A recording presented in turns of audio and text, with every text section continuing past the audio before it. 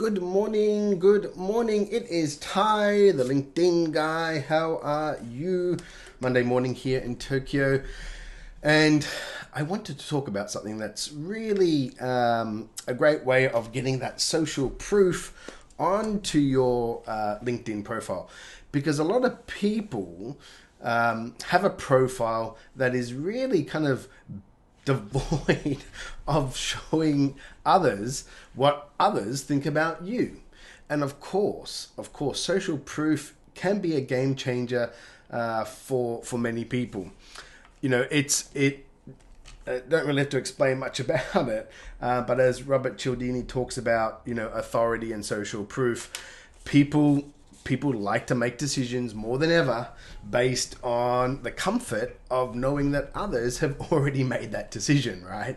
So the thing with social proof, though, especially today, is there is a lot of faking it.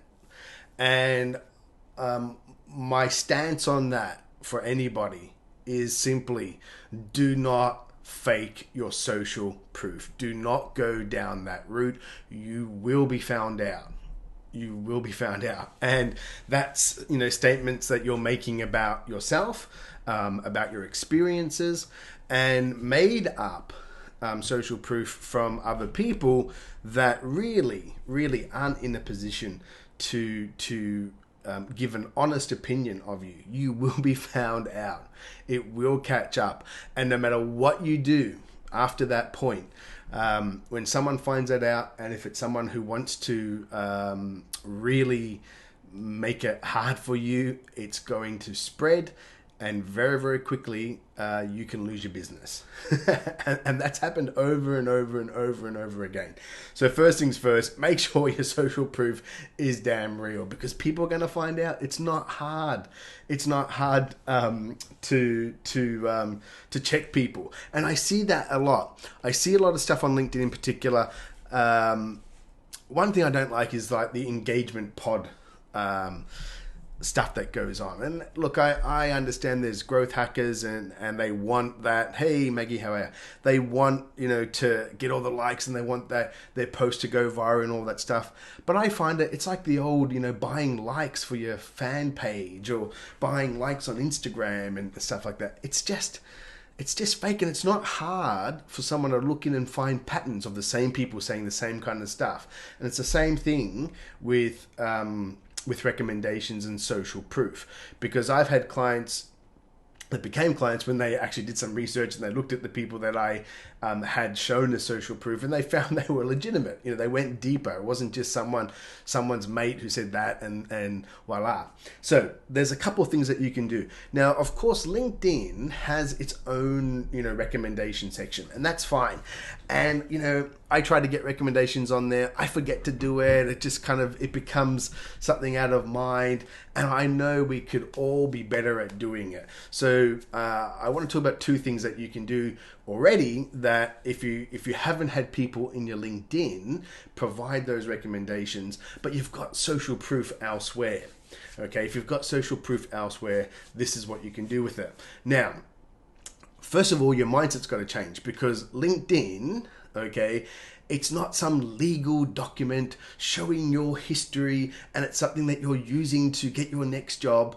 Well, not if you're an entrepreneur, okay? If you're using it to get clients, this is what I'm talking about, right? So this is your chance to use LinkedIn as we want to use it. We want to smash the rules of LinkedIn in the sense of we want to use it a different way. We want to use it for client acquisition. Therefore, get out of your reference and frame of mind that, the social proofs has to be in the recommendation section and I can only get it from people that are on LinkedIn. But no. Because a lot of you actually may find that your clients are maybe not there on LinkedIn, right? And you can't make a request for them. So you've got to bring this social proof yourself. And there's some really, really easy things to do that you can get done straight away, especially if you already have existing social proof. Experience sections. Guys, start to see the experience sections completely different to the way that you're using it now. You can use those experience sections like pages on a website. Okay, and when you look at pages on the website, there's normally a little tab that says services, or there's testimonials, or there's news, blogs, whatever. And when you click down on that, you see the different services. You click on that, opens a new page. That's how you've got to see your profile from now on. You've got to start seeing those experience sections as really showcasing your services, your products, what you do, how you do it, why it's good, what expectations they can get, etc., etc. But what you can do instantly is you can create case study sections. So call those experience sections case study. And the kind of title of it depending on the service. So for example, if you are an accountant or a bookkeeper or CPA, you could put a case study for a certain style of client that's your ideal client avatar. So it could be a case study, taking a sports manufacturing company from X to X. And then in that experience section, you use a framework. Okay, so it's what the problem was, what the problem my client had, the background of it, what our solution was, what their expected outcomes were, what the results actually were, how we did it, what they said about it.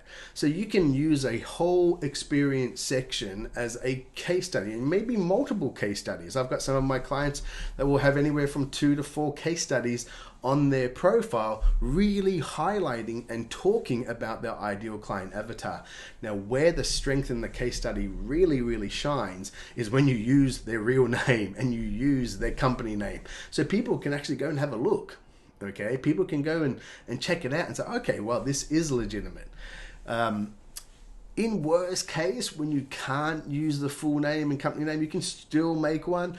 I just find the legitimacy of it, the impact that it has is very, very different when you're able to say, point and say, look, go and look at them, go and see what we did. So if you've got some outstanding case studies of some clients, I highly recommend doing that with your LinkedIn. Create a new experience section. You can date and all that. There's ways to lay it out that you can work it all out. That's not rocket science, but create it to showcase a ideal client avatar, the types of clients that you want to go after. Like they're the ones, your ideal clients. Showcase a result for one of them. Okay, nice and easy. Give it that framework, as I said. Use image. The great thing, you can put media in there, right? In those experience sections. So you can put a media board. You could put a video. You could put a link to a website. You could put a link to another testimonial. There's so much you can do with that media space to support that case study, right? So very, very easy. Very easy. And you can have, as I said, multiple ones. The other one is, and I recommend my clients, take your experience sections or take your case studies, your quotes, your recommendations from your other platforms. So what I recommend is in your experience sections, when you're talking about your services and product, at the bottom of each experience section, have a title where it's like what others say, or what my clients are saying, and you write in the actual quote and you put their name. It's very, very easy. Hey Angela, how are you? I'm great. It's very easy to do, but ending each experience section, and if you've been following me for any amount of time, we do not use those experience sections like a resume. We're using it to showcase our services and our products, and we're using it like pages on the website.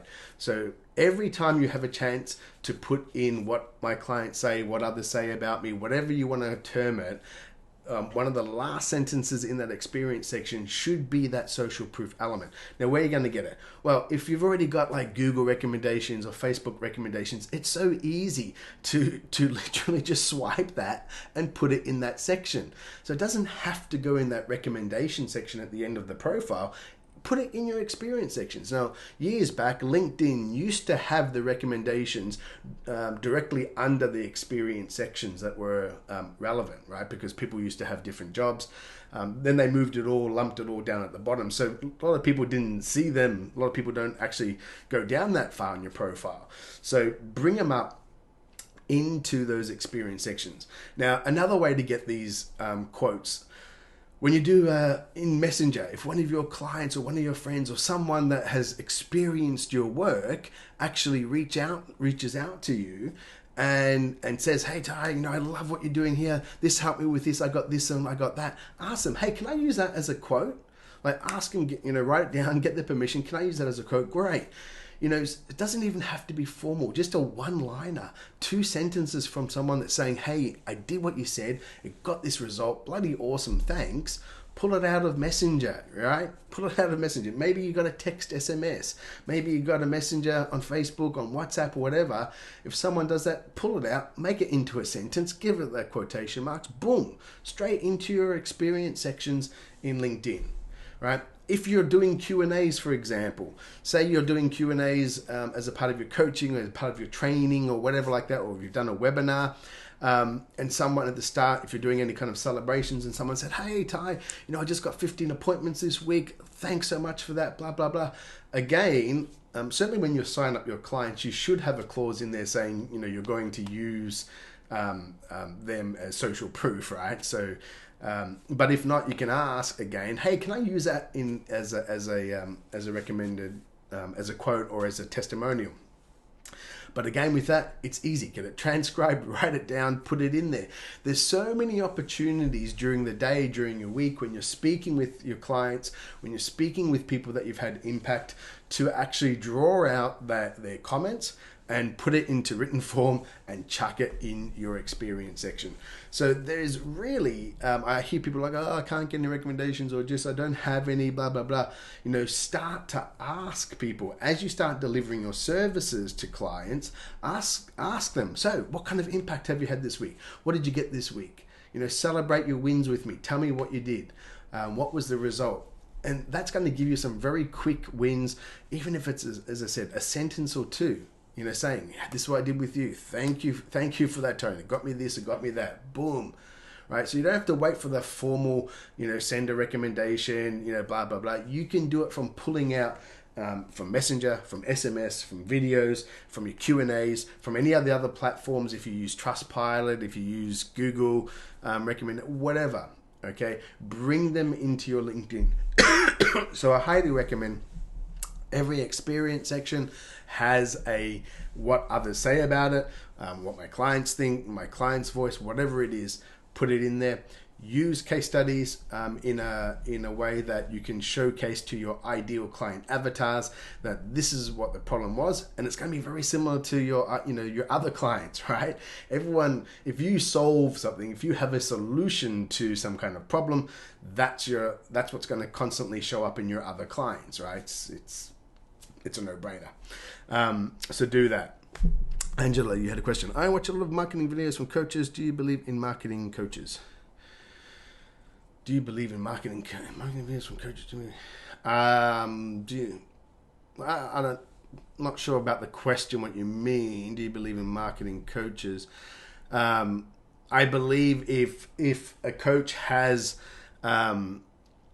or someone in training has a solution to a bottleneck problem that you have, and they can articulate that problem, and they can show that, look, here is a roadmap to success with that. Here is a blueprint to solve that problem. And they've done it over and over again, not only for themselves, but for others. And then I can see that has been the case. And yeah, I tend to believe them. I also go and do some research about someone before I get on a phone call with someone and start to ask them to kind of help me, or at least show me a way.